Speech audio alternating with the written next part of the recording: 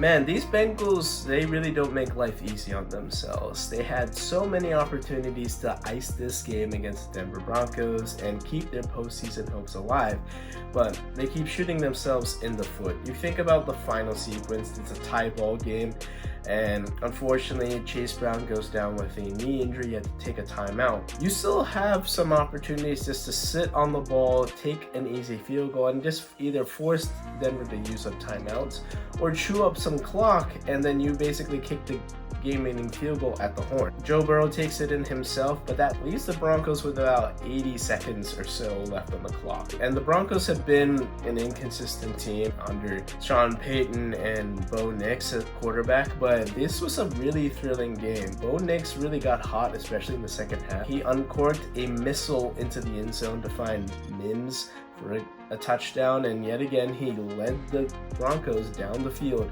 And in the final seconds, on basically a prayer rollout type of play, he found Mims in the end zone over two defenders to catch a game-tying touchdown. At the moment, they were down by one, and they had an opportunity to either kick the extra point or go for two, and you win the game right there. We've seen a lot of opportunities where coaches have elected to kick the extra point and play for overtime. It's hard to say because you have 20/20 hindsight, I understand. A guy like Sean Payton is known to be an aggressive head coach, and I think with an offense that is so hot like the Bengals, you don't want to see that team in overtime. Instead of electing to go for the 2-point conversion to kick the extra point, they elect for overtime. And the Broncos offense is completely shut down after 2 possessions, and the Bengals are threatening with 3 good possessions, all ending up in Broncos territory. But the second to last possession, they had a 33-yard field goal attempt to win it, and that's the length of an extra point in today's NFL.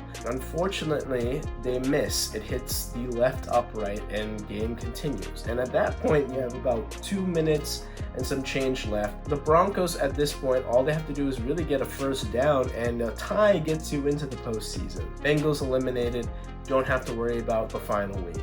Instead, they get a little bit too aggressive. Bengals get a last-minute opportunity.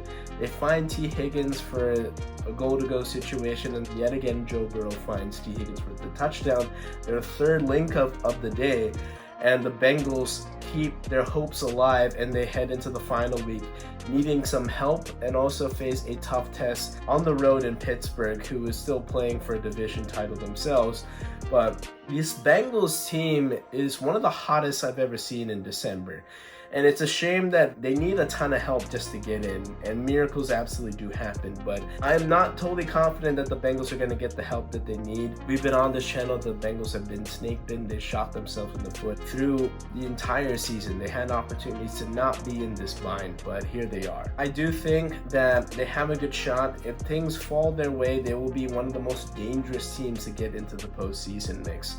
But the question is, will they actually have that opportunity, like I said, because they need a ton of help just to make the dance. Now, the Broncos have a win and in situation for the 3rd consecutive week, and fortunately for them, they are going to be playing the Kansas City Chiefs at home, where the Chiefs are likely going to be resting a bunch of their starters. You're going to see Carson Wentz opposite of Bo Nix and not Patrick Mahomes. I think that the Chiefs will be competitive, but I would have some faith that the Broncos starters could beat the Chiefs B team, and I expect the Broncos to finish the deal off.